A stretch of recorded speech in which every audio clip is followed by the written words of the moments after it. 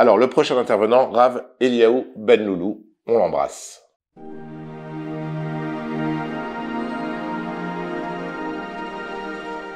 Shalom Vracha, chers amis, le soir du 7 octobre, je me suis senti tout petit. Je me suis senti tout petit face à des géants. Pour la première fois de ma vie, j'ai eu ce sentiment de me sentir tout petit face à des géants.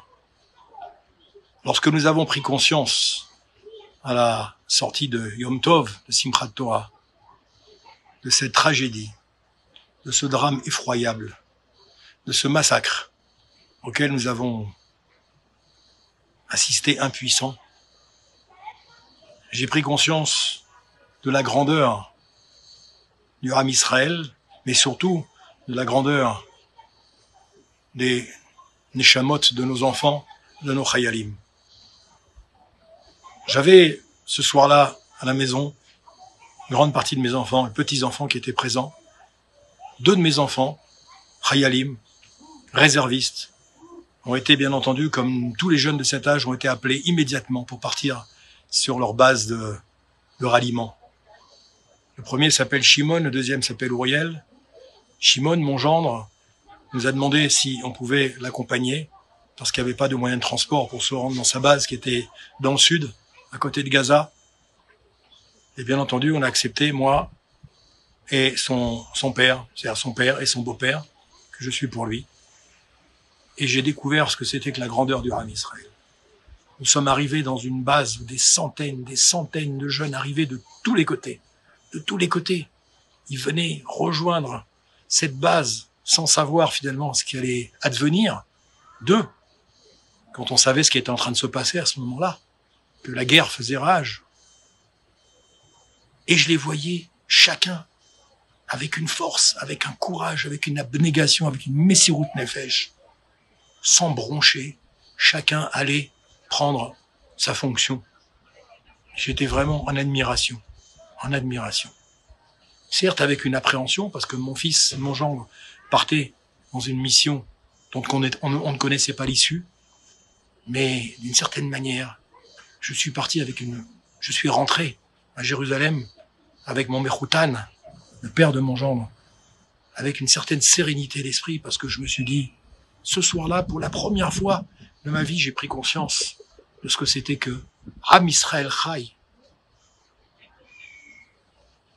Quelques semaines après, pendant que la guerre faisait encore rage, après le 7 octobre, mon gendre, le même Shimon, a été appelé ensuite à aller protéger des Yishuvim qui étaient à proximité de Gaza. J'ai été dans un Yishuv qui s'appelait Tifrach pour lui amener des denrées, toujours accompagné de son papa, Mechoutan. Une fois de plus, j'ai vu là-bas une équipe de Chayalim qui avait une force extraordinaire.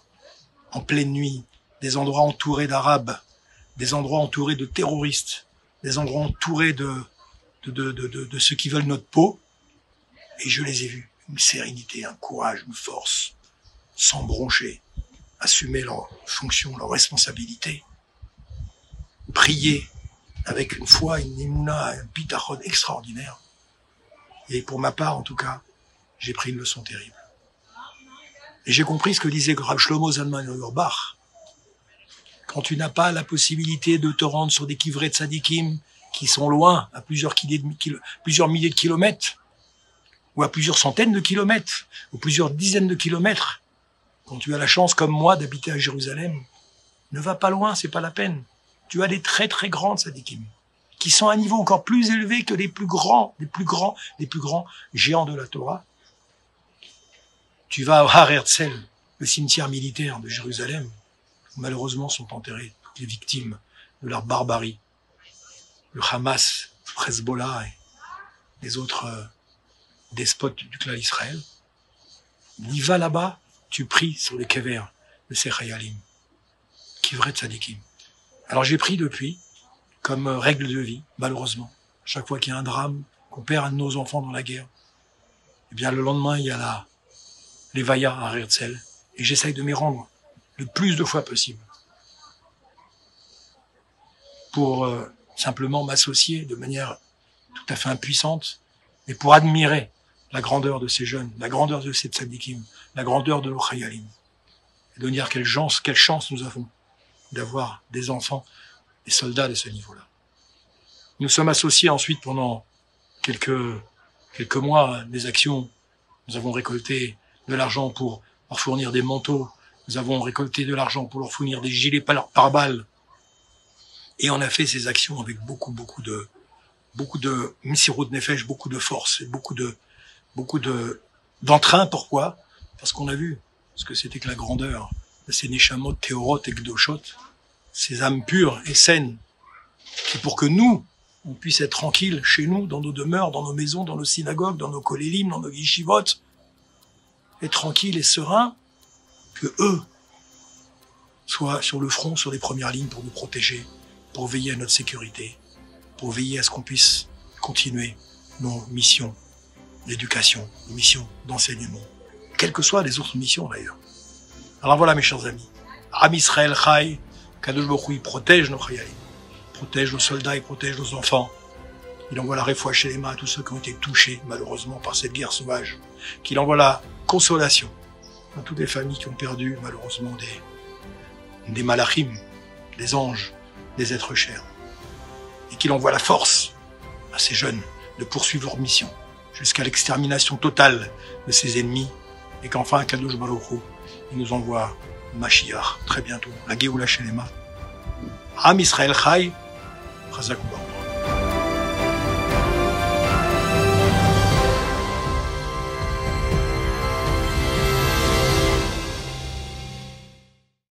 Merci, quelle humilité, Rav Ben Loulou, et on partage tous votre humilité face à nos soldats, à nos chayalim.